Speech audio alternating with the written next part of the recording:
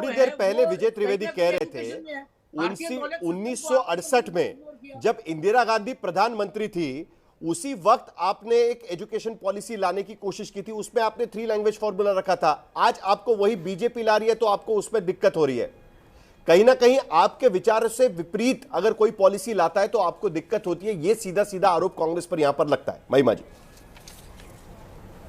देखिए, सबसे पहली बात तो साहिल जी, अभी थोड़ी देर पहले भाजपा के प्रवक्ता ने जब ये बोला ना, कि सबसे पहले तो मैं उनको सद्बुद्धि के लिए उनकी कहना चाहती हूँ, सर्वे भवन्तु सुखिनः सर्वे सन्तु निरामयाः। इसमें उनको भी सद्बुद्धि दे ईश्वर। जिस प्रकार के कुवचनों का उन्होंने प्रयोग किया, मैं क्षमा देती हूँ उनको उनके मांगे बिना, और मैं कहती हूँ कि इनको ईश्वर सद्बुद्धि प्रदान करे। और दूसरा, इन्होंने कहा एक ही धर्म के शिक्षा मंत्री इस देश में रहे। सद्बुद्धि अब मैं आपको कांग्रेसियों शिक्षा को मिले और मंत्रियों के सोनिया नाम गांधी को बता मिले। देना चाहती हूँ साहिल।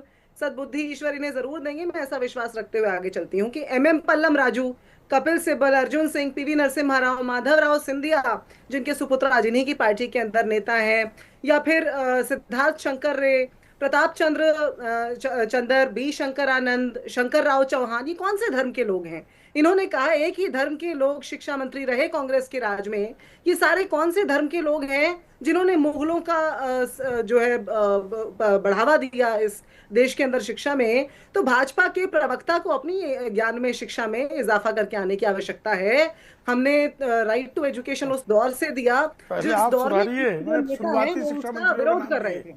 अब दूसरी बात ये है कि मैंने शुरू में कई सवाल उठाए थे, जिसमें central advisory board of education वाला भी था। आपने भी उसको दोहराया, फिर भी उसका उत्तर नहीं मिला कि आज तक उसकी बैठक क्यों नहीं हुई। अरे भाई, कितने भी लोगों से संवाद किया गया हो, अभी आरएसएस के जानकार भी बता रहे थे, भाजपा के प्रवक्ता भी बता चुके हैं, लेकिन जब तक जिन समितियों का आप गठन कर रहे हैं, जिन काउंसिल्स का, बोर्ड्स का गठन कर रहे हैं, उनकी मीटिंग्स ही नहीं होंगी, तो ऐसे संवाद, अगर आप कह रहे हैं इतने लाख लोगों से संवाद किया गया, वो संवाद कहीं नजर तो आना चाहिए। ऐसे काउंसिल्स की, बोर्ड्स की मीटिंग्स तो होनी चाहिए। अब एक दूसरा बड़ा अहम सवाल उठा देती हूं मैं आपके शो पर साहिल जी, उसका उत्तर भी मिल जाए तो बता दीजिएगा।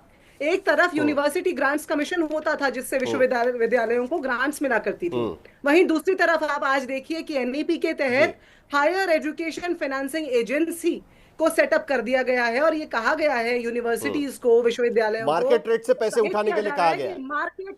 मार्केट रेट के ऊपर वो वहां से उसी ब्याज दर पर वहां से लोन लें और तब अपनी यूनिवर्सिटियों को चलाएं। यूजीसी को खत्म करके हेफा को चलिए लाने का प्रेम ये शुक्ला काम जी, किया। आप जवाब दे इसी तरह दीजिएगा। से बहुत सारे सवाल हैं। 3 उनके सवाल एक बार उत्तर फिर में उठते नंबर हैं आरोप कि मेरे चर्चा चरित्र नहीं का होती है। प्रगति अगर दिखा दें, कंकरेंट ये लिस्ट में उत्तर है दें। तो जिस central advisory board of education में स्टेट के एजुकेशन मिनिस्टर्स भी होते हैं, केंद्रीय शिक्षा मंत्री भी होते हैं, उनकी मीटिंग्स क्यों नहीं हो रही है? और उसके साथ साथ प्राइवेटाइजेशन होने की कोशिश की जा रही है, यूनिवर्सिटी ग्रांट्स कमीशन की तरफ से स्टेट यूनिवर्सिटीज को पैसे नहीं दिए जा रहे हैं, उसके बदले में आप मार्केट रेट पर आप फाइनेंस उठाइए, इस तरीके की बात की जा रही है।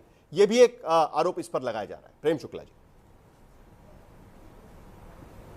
देखिए, पहले श्रीमती महिमा सिंह ने कहा कि मैं गलत जानकारी दे रहा हूं, तो मौलाना अब्दुल कलाम आजाद देश के पहले शिक्षा मंत्री थे, उनके बाद हुमायूं कबीर बने, उनके बाद मोहम्मद छागला बने, उनके बाद फखरुद्दीन अली अहमद बने। ये किस धर्म के थे? किस धर्म के थे बताइए? क्यों लोगों को भ्रमित करते? शंकरराव चौहान पहले चौथे पांचवें शिक्षा मंत्री बने थे क्या? चलिए, बाकी भी नाम थे ना पांचवें शिक्षा सर। मंत्री मैं बने थे क्या? मुख्य मुद्दों पर जवाब मैंने कहा शुरुआती शिक्षा मंत्री नाम लिया। सुना करिए, कानों को भी जरा चलाइए। ईश्वर में एक मुंह दो कान। आखिरी मिनट बचा है, कांग्रेसी जो मुख्य है मुद्दे पर आ जाएंगे, मेन मुद्दे पर आ जाएंगे। प्रेम शुक्ला जी, एक कान से सुनते हैं और 4 मुंह से बोलते हैं। ये विशेष है कि देखिए, शिक्षा का प्राइवेटाइजेशन करने का काम 1992 में कांग्रेस ने किया, और देखिए फिर चिल्लाने लगी है, फिर चिच्ची आती है। कांग्रेस के लोग अभद्रता करते हैं, ये बहस करने नहीं आते हैं, ये बदतमीजी करने आते हैं, और बदतमीजी के अलावा कुछ नहीं कर सकते, क्योंकि इनको एक स्वस्थ बहस में इनको पता है कांग्रेस पास कोई उत्तर नहीं है। कांग्रेस सिर्फ बदतमीजी करने के अलावा स्वस्थ बहस करते हैं। आखिर में जवाब प्रेम शुक्ला जी दे दीजिएगा। जरा महिमा जी का आवाज कम करिएगा। प्रेम शुक्ला जी जल्दी से जवाब दीजिए। स्वस्थ देखिए ना, चिचिया रही है लगातार, देखिए चिचिया रही। देखिए कांग्रेस ने क्या किया, इस देश के शिक्षा का निजीकरण करने का काम 1990 के दशक में किया, जिसके परिणाम कालांतर में अलग अलग तरह से पड़े। इस देश में जो है शिक्षा माफिया किसने खड़ा किया? शिक्षा माफिया किसने खड़ा किया? कांग्रेसी सबसे अधिक शिक्षा माफिया क्यों निकले? आज भी जो है इस देश के अधिकांश जो है शिक्षा संस्थानों को संचालित करने का काम, निजी शिक्षा संस्थानों को संचालित करने का काम पूर्ववर्ती कांग्रेस ही कर रहे हैं।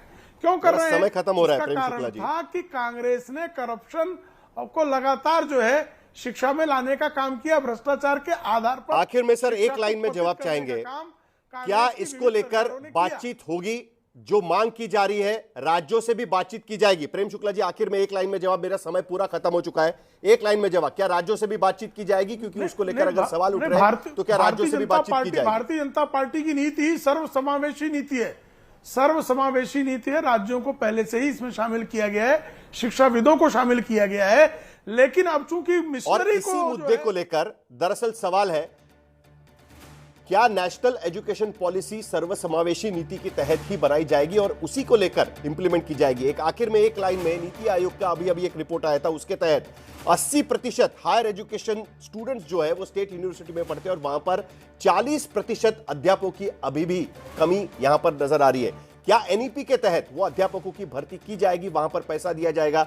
यह भी इसमें एक अहम सवाल इस मुद्दे पर है। सोनिया गांधी ने जो खत लिखा, जो लेख लिखा, उसको लेकर एक बार फिर नेशनल एजुकेशन पॉलिसी की डिबेट यहां पर छिड़ गई थी और उसी के मुद्दे हमने दंगल के जरिए रखने की कोशिश की।